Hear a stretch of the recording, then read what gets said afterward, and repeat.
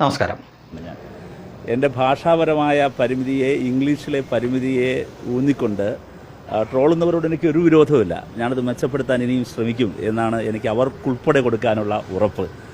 പക്ഷേ ഒരു കാര്യം, ഭാഷയല്ലല്ലോ കാര്യങ്ങൾ നിശ്ചയിക്കുന്നത്.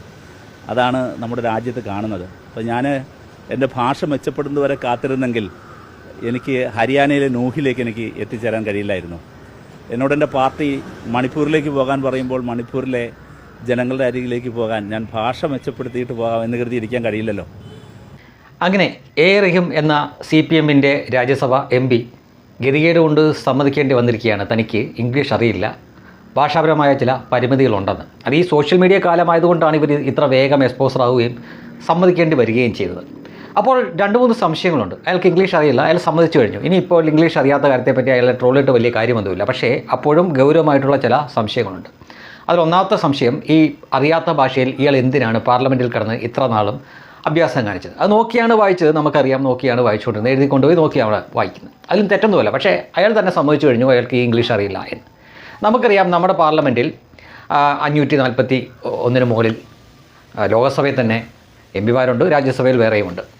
അവർക്കെല്ലാവർക്കും അവരവരുടെ പ്രാദേശിക ഭാഷയിൽ സംസാരിക്കാനുള്ള സംവിധാനം അവിടെയുണ്ട്. അവർ പ്രാദേശിക ഭാഷയിൽ സംസാരിച്ചാൽ മതി. ഇപ്പോൾ റഹീം മലയാളത്തിൽ സംസാരിച്ചാൽ മതി. തമിഴ്നാട്ടിൽ നിന്നുള്ള MP-ക്ക് അത് തമിഴിൽ കേൾക്കാം, ഇയർഫോൺ എടുത്ത് ചെവി വെച്ചാൽ മതി. ഓരോരുത്തരുടെയും ഇരിപ്പിടത്തിൽ അതിനുള്ള സംവിധാനമുണ്ട്. ഇനി ഹിന്ദിയിൽ കേൾക്കേണ്ടവർക്ക് അങ്ങനെ കേൾക്കാം, തെലുങ്കിൽ കേൾക്കേണ്ടവർക്ക് അങ്ങനെ കേൾക്കാം, ഇംഗ്ലീഷ് ആണെങ്കിൽ അങ്ങനെയും കേൾക്കാം, കാശ്മീരിലാണെങ്കിൽ അങ്ങനെയും കേൾക്കാം, ഗുജറാത്തി ഭാഷയിലാണെങ്കിൽ അങ്ങനെയും കേൾക്കാം. അങ്ങനെ ഓരോരുത്തർക്കും വേണ്ട എല്ലാ സംവിധാനങ്ങളും ആ പാർലമെൻറ്റിലുണ്ട്. അപ്പോൾ എ റഹീം സംസാരിക്കേണ്ടത് മലയാളത്തിലായിരുന്നു. പക്ഷേ അതല്ല ചെയ്തത്. അവിടെ അയാൾ ഇംഗ്ലീഷ് പറഞ്ഞ് മേൽ നടിക്കാനാണ് നോക്കിയത്. അതും നോക്കിയാണ് വായിച്ചത്. ഇന്നിപ്പോൾ അതേ വ്യക്തി തന്നെ തനിക്ക് ഇംഗ്ലീഷ് അറിയില്ല, ഭാഷാ പരിമിതിയുണ്ട്, താനത് മികച്ചതാക്കാൻ ശ്രമിക്കാം എന്ന് പറഞ്ഞിരിക്കുക. അയ്യോ, നമുക്കാർക്കും നിർബന്ധമൊന്നുമില്ല നിങ്ങളത് മികച്ചതാക്കണമെന്ന്. താങ്കളുടെ ഇംഗ്ലീഷ് നേരിട്ട് കേൾക്കേണ്ട ഒരു ഗതികേട് എനിക്കുണ്ടായിട്ടുണ്ട്. കാരണം എൻ്റെ മകനുമായി അവൻ്റെ സ്കൂളിൽ നിന്നൊരു ക്വിസ് കോമ്പറ്റീഷന് ഞാൻ പോയിരുന്നു. അപ്പോൾ ഒരു സ്കൂളിൽ ആയിരുന്നു ഈ മത്സരം. ഞാൻ അവിടെ ചെന്ന് കഴിഞ്ഞാണ് ഞാൻ മനസ്സിലാക്കുന്നത് അത് ദേശാഭിമാനിയായിരുന്നു അത് സംഘടിപ്പിച്ചതെന്ന്. അത് ഞാൻ നേരത്തെ അറിഞ്ഞിരുന്നെങ്കിൽ ഒരുപക്ഷെ പോവില്ലായിരുന്നു. അത് വിടും, അത് രാഷ്ട്രീയം. ഇനി അവിടെ ചെന്ന് ഈ മത്സരമൊക്കെ തുടങ്ങുന്നതിന് മുമ്പ് ഈ പാർട്ടിക്കാർ, അതിൽ എ റഹീമൊക്കെ ഉണ്ട്, ഇവരുടെയൊക്കെ ചില സ്പീച്ചും മറ്റുമൊക്കെ ഉണ്ട്, അത് പ്രസംഗം. അപ്പോൾ ഇത് സഹിക്കാൻ പറ്റാത്തതുകൊണ്ട് ഞാൻ ഈ സ്കൂളിൽ നിന്ന് പുറത്തിറങ്ങി അവിടെ ഒരു മരച്ചോട്ടിൽ ഇങ്ങനെ മൊബൈലും കുത്തിക്കൊണ്ടിരിക്കുമ്പം എ റഹീം പ്രസംഗം തുടങ്ങി അങ്ങോട്ട് വന്നു കഴിഞ്ഞപ്പോൾ പ്രോസ്റ്റിറ്റ്യൂട്ട് എന്നൊരു വാക്ക് 2-3 തവണയായിട്ട് കേട്ടപ്പോൾ ഞാൻ ഞെട്ടിപ്പോയി. ഞാൻ ഞെട്ടാനുള്ള കാരണം കുട്ടികളാണല്ലോ മുന്നിൽ ഇരിക്കുന്നത്. അപ്പോൾ അവരുടെ മുന്നിൽ വെച്ച് എന്തിനാണ് ഇയാൾ ഈ വാക്ക് സംസാരിക്കുന്നത് എന്ന് ഞാനിങ്ങനെ ഓർത്ത് ഞാനത് ശ്രദ്ധിച്ച് അങ്ങോട്ട് നോക്കുമ്പോൾ ഇയാൾ പറയാൻ ശ്രമിച്ചുകൊണ്ടിരിക്കുന്നത് പോസ്റ്റ് ട്രൂത്ത് എന്ന വാക്കാണ്. പോസ്റ്റ് ട്രൂത്ത്, അതായത് സത്യാനന്തര കാലം എന്ന് സ്വരാജൊക്കെ പറയുന്നുണ്ട്. സ്വരാജാണെന്ന് തോന്നുന്നു അത് ആദ്യം ഇവിടെ പ്രയോഗിച്ചത്. സത്യാനന്തര കാലം എന്നൊക്കെ ഇവർ ഇടയ്ക്കൊരു പ്രയോഗമുണ്ടല്ലോ. അപ്പോൾ അതിനാണ് പോസ്റ്റ് ട്രൂത്ത് എന്ന വാക്ക് ഉപയോഗിക്കേണ്ടത്. പക്ഷേ റഹീം അയാളുടെ വിവര കൂടുതൽ കൊണ്ടും വിദ്യാഭ്യാസ കൂടുതൽ കൊണ്ടും പറഞ്ഞുകൊണ്ടിരുന്നതും ഇത് ഇങ്ങനെ ഒറ്റ വാക്കായിട്ട് പറഞ്ഞ് പ്രോസ്റ്റിറ്റ്യൂട്ട് എന്ന പേരിലാണ് നമ്മളത് കേൾക്കുന്നത്. കൊച്ചു കുട്ടികളാണ് മുന്നിലിരുന്നത് എന്ന് ഓർക്കണം. പോസ്റ്റ് ട്രൂത്ത് എന്നത് റഹീം പറഞ്ഞു വന്നപ്പോൾ പ്രോസ്റ്റിറ്റ്യൂട്ടായി. അന്നേ ഞാൻ മനസ്സിലാക്കിയാണ് ഇയാൾ എന്താണ് പറയുന്നത് എന്ന് ഇയാൾക്ക് പോലും ബോധമില്ലാന്ന്. ശരി, ഇതെല്ലാം പോട്ടെ, ഇതെല്ലാം നമുക്ക് ട്രോളാനുള്ള വിഷയമാണ് എന്ന് വെക്കാം. അത് അവരുടെ വിവരക്കേടും അറിവില്ലായ്മയും. പക്ഷേ അതൊന്നും അല്ലല്ലോ ഗൗരവമായിട്ടുള്ള കാര്യം. ഈ ഭാഷ അറിയാത്ത ഇയാൾക്ക് എങ്ങനെയാണ് ജേർണലിസത്തിൽ ഡിപ്ലോമ കിട്ടിയത്? ഇയാൾക്ക് എങ്ങനെയാണ് MA എടുക്കാൻ പറ്റിയത്? ഇയാൾക്ക് എങ്ങനെയാണ് LLB എടുക്കാൻ പറ്റിയത്? ഇയാൾക്ക് എങ്ങനെയാണ് സർക്കാരിൻ്റെ കാശ്, അതായത് 6 ലക്ഷം രൂപയോളം അതിൻ്റെ ഗ്രാൻഡ് ഉണ്ട്, ഇത് വാങ്ങിക്കൊണ്ട് ഈ ഇസ്ലാമിക് ഹിസ്റ്ററിയിൽ എങ്ങനെയാണ് ഇയാൾക്ക് ഈ PhD ഗവേഷണം നടത്താൻ സാധിക്കുന്നത് എന്ന് ഓർക്കുക. അതിൻ്റെ പല പേപ്പറുകളും ഇംഗ്ലീഷിലും മറ്റുമൊക്കെയാണ്. MA-ക്കും ഒക്കെ അങ്ങനെ തന്നെയാണ്, LLB-ക്കും ഒക്കെ അങ്ങനെ തന്നെയാണ്. അപ്പോൾ ഈ ഭാഷ അറിയത്തില്ല എന്ന് ഇപ്പോൾ തുറന്ന് സമ്മതിച്ച ഈ മനുഷ്യൻ എങ്ങനെയാണ് ഇതൊക്കെ പാസ്സായത്? സർക്കാരിൻ്റെ കാശാണ് പോകുന്നത്, എൻ്റെയും നിങ്ങളുടെയും കാശാണ് പോകുന്നത് എന്ന് ഓർക്കുക. അപ്പോൾ നമുക്ക് മനസ്സിലാക്കാൻ പറ്റുന്നത് കേരളത്തിൽ നടന്ന ഏറ്റവും വലിയ സ്കാം ഈ വിദ്യാഭ്യാസ മേഖലയിലാണ്. അത് കമ്മികളാണ് നടത്തിക്കൊണ്ടിരിക്കുന്നത്. മലയാളം പോലും കൂട്ടി എഴുതാൻ അറിയാത്ത പലർക്കും ഇവിടെ ഡിഗ്രിയും LLB-യും PhD ഒക്കെ ഉണ്ട്. ഇതെങ്ങനെ സംഭവിക്കുന്നു?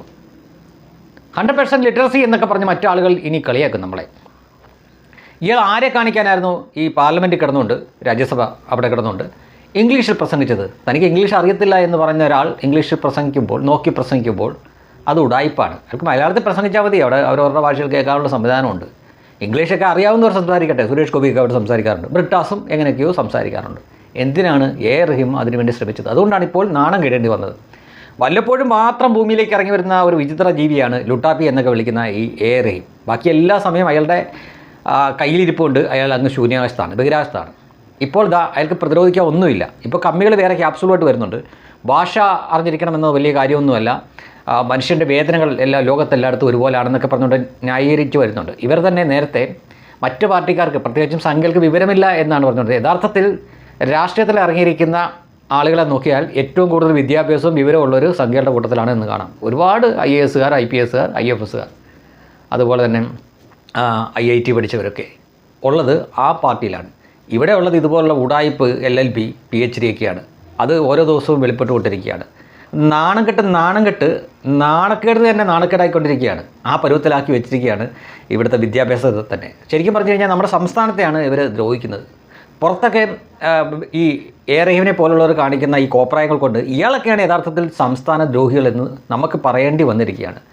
കാരണം ഇയാളൊക്കെ കാണിക്കുന്ന ഈ അഭ്യാസങ്ങൾ കൊണ്ട് നാണം കെടുന്നത് ഞാനും നിങ്ങളുമൊക്കെയാണ്. അപ്പോൾ തനിക്ക് അറിയത്തില്ല, ഇംഗ്ലീഷ് അറിയത്തില്ലെങ്കിൽ മിണ്ടാതിരിക്കുക. അതുപോലുള്ള മാധ്യമങ്ങൾ ചോദിക്കാൻ വരുമ്പോൾ മിണ്ടാതിരിക്കുക. അല്ലെങ്കിൽ പിണറായി വിജയനെ പോലെ തുറന്ന് പറയാം, എനിക്കത് മനസ്സിലായില്ല എന്ന് പറയാം. നമ്മൾ ആ കാഴ്ചയും കണ്ടിട്ടുണ്ട്. പിണറായി വിജയൻ ആന്ധ്രാപ്രദേശിൽ വെച്ചാന്ന് തോന്നുന്നു, അവിടെ രാജ്ദീപ് സർദേശായിയാണ്.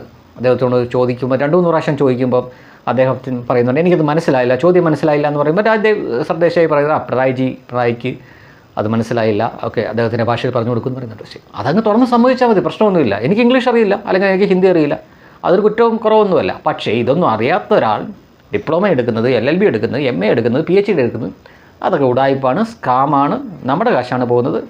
അങ്ങനെ നോക്കുമ്പോൾ ഞാൻ നേരത്തെ വീഡിയോയിൽ പറഞ്ഞ പോലെ തന്നെ ക്ലാസിക് കള്ളന്മാരാണ് കമ്മ്യൂണിസ്റ്റുകൾ. ക്ലാസിക് കള്ളന്മാരെന്ന് പറഞ്ഞാൽ പോലെ വളരെ ക്ലിനിക്കലായിട്ട് പൊതു ഖജനാവിൽ നിന്ന് കാശ് അടിച്ചു മാറ്റാൻ മിടുക്കന്മാരുമാണ് അവർ.